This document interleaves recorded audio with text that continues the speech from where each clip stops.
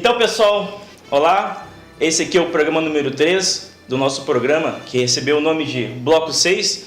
Novamente, iniciamos o programa agradecendo a sua participação, todo mundo que está comentando, que está participando, curtindo os vídeos, compartilhando, corrigindo. Nós contamos muito com a sua participação. Esse programa já é especial porque possui um convidado que em seguida eu já vou apresentar para vocês. Mas antes de apresentar ele, vamos falar rapidamente aqui das correções do programa número 2.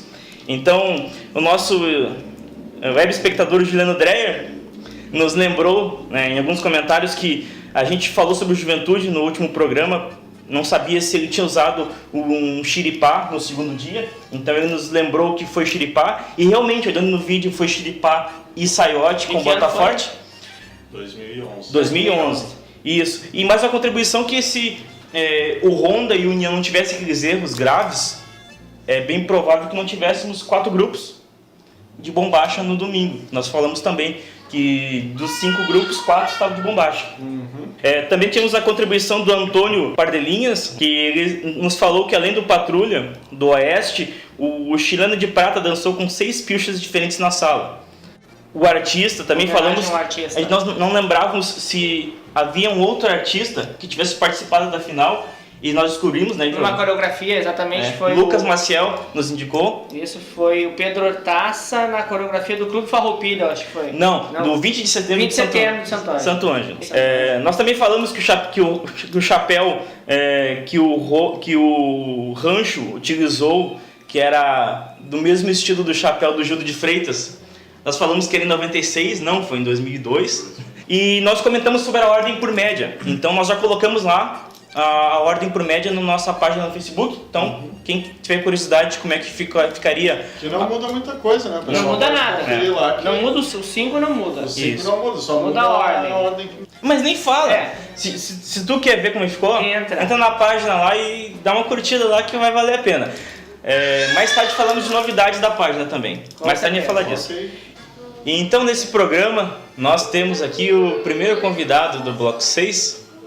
Ele que é dançarino, que é posteiro, que é instrutor, coordenador artístico, e eu acredito que também possa dizer que hoje também é coreógrafo. Juliano Dreyer, do CTG Gildo de Freitas, e que também trabalha com outras entidades. Então, olá, seja bem-vindo. Obrigado. Olá, amigos internautas. É um prazer ser o primeiro convidado. Muita honra isso nesse programa Bloco 6, uma ideia dos amigos aqui, dos 3 amigos. O Guilherme não é convidado? Não é convidado? Começou a bacalhar. O Guilherme não é convidado. E é um prazer estar aqui. Beleza. Eu falei que tu de repente poderia ser chamado de coreógrafo porque as coreografias do Gildo de Freitas desse Senarte tem teu trabalho também, né? Isso, tem o meu trabalho, sim. São 100% de coreografia entrada e saída, né? Bacana. E já que a gente está nesse clima de entrevista, como é que foi fazer aquela pesquisa do tema do Gildo de Freitas? Conta para nós, assim, qual que era o tema e como foi essa pesquisa, que eu acredito que tenha sido muito bem elaborado, porque eu não conhecia aquela história daquele jeito que foi contado. Exatamente. Na verdade, ela migrou, a gente tinha sempre parte uma ideia, e aí você vai indo, vai pesquisando, e dali a pouco enlouquece e já vem uma outra ideia bacana. Então, a gente contou no tablado, tentou contar isso na música e na coreografia, um sonho de Bento, né? O sonho da Revolução Farroupilha. A Revolução Farroupilha, o que nada mais era o sonho de Bento em se separar do Império. Então, o sonho de criar uma república. Exatamente, de ser uma república independente. E na verdade isso foi uma semente que foi plantada no Brasil, que depois da Revolução e até algumas revoltas durante o período da Revolução, aqueles 10 anos, surgiram diversas revoltas no Brasil com o mesmo objetivo. Só que nenhuma foi eficaz. A única que teve... A única, todas elas tiveram uma repercussão, mas a Revolução Farroupilha teve uma repercussão muito maior, e a Revolução Farroupilha ela foi retratada já inúmeras vezes no Enarte. né? E de diversas maneiras. Mas eu te digo, Continuou, né? Inclusive esse Mas ano. eu te digo que com esse enfoque, eu não tinha visto Não, ainda. com esse enfoque não. O que a gente levou o tablado? A gente ousou a dizer aquilo que, por exemplo, o presidente da MTG, o Savariz, sempre falou, que a gente não perdeu a guerra, a gente não perdeu a revolução. A gente ganhou ela 50 anos mais tarde, com a proclamação da República do Brasil. Aí a gente tornou um país independente. O que era o sonho de Bento, ser um estado independente, ou um país menor. Brasil se tornou. O Brasil se tornou 50 anos Eu mais também tarde. vi o Rogério Bastos falando sobre isso. Inclusive, ele até participou de um programa do Polêmica da Rádio Gaúcha, que ele defendia contra uma pessoa que falava que a Revolução foi uma perda, ele defendia justamente isso. E Se não a gente foi uma for perda. entrar nesse cunho histórico, na verdade, a Revolução, em termos de guerra, pode ter batalhas vitoriosas, batalhas perdidas, mas a nível econômico ele foi um ganho muito enorme para o Rio Grande do Sul. Isso aí. E Juliano, quem dança sabe que fazer um trabalho para a Narte custa bastante. Financeiramente, custa bastante esforço, bastante trabalho, bastante ensaio. Hã? Puxa lá. Acredito que com vocês também. Foi um trabalho desgastante. Foi. Teve bastante adereço, né? Tinha quantos cavalos? Assim, a ideia inicial eram 10 cavalos. Só que a gente teve um tropeço, vários tropeços aí durante a evolução da coreografia, né? E o principal deles foi o cenário. Então, toda essa parte de adereços, a gente se correu atrás, só os cavalos iam custar 10 mil reais. Só a parte de cavalo. R$1.000 cada cavalo. R$1.000 cada cavalo. Só que quando a gente foi buscar não estava pronto, enfim, a gente já tinha pago mais de 60% do projeto e faltavam 2 semanas para a pré-estreia. A gente foi buscar os cavalos, não tinha quase nada pronto. Então a gente se reuniu, o grupo se reuniu e resolveu não. Então vamos diminuir. A coreografia já estava montada para 10 cavalos. Eu tive que remontar a coreografia para 7, né, readequar ela a alguns movimentos, porque já estava formado. E a gente mesmo terminou os cavalos. Então se a gente tiver a oportunidade um dia de mostrar a foto de como era e como ficou, vai ser bem... Um dia a gente traz aqui, mas pode ter certeza que eu acredito que ficou um baita trabalho, assim. Às vezes a gente assistindo não consegue entender o que os grupos querem passar, e o de vocês dá pra entender. Principalmente no Enarte, que tem eu, pelo menos, música, poucas eu consigo entender. Pela acústica do... E pela hora também que foi, né? Não tinha aquela... A acústica do ginásio, quanto mais gente, mais fácil de entender. Exatamente. Né? A gente acabou sorteando no sábado pela manhã, né? Então realmente tinham poucas pessoas no ginásio. Foi o segundo grupo, né? Foi o segundo grupo. Bom, e pessoal, o Juliano vai ficar com a gente aqui e vai contribuir com as nossas discussões. E esse programa, ele vai falar justamente dos temas dos grupos no Enarte.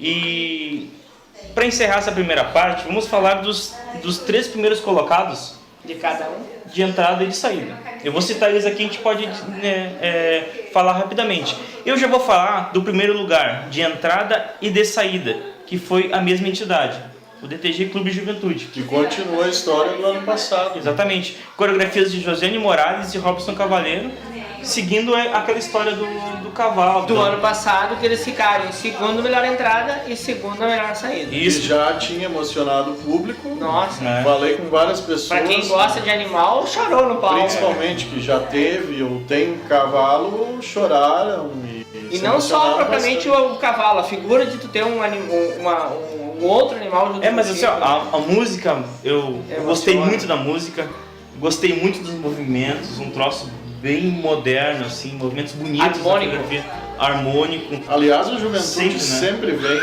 com movimentos E por alguns momentos, diferenciados. se a gente puder notar, os peões eles fazem alguns movimentos imitando o cavalo. Imitando o cavalo. Verdade, Imitando é verdade, o cavalo. isso aí. Eu achei isso No mais ano nítido passado já no foi ano assim. passado, exatamente. No ano passado Estava já mais Mas foi também assim. tinha esse ano, inclusive tem uma parte que eles sapateiam sem música, justamente para dar aquele som do cavalo. E a história, quando o cavalo morreu ano passado, 2013, deixou um potrinho que cresceu e no final, na saída, O dono do cavalo do ano passado.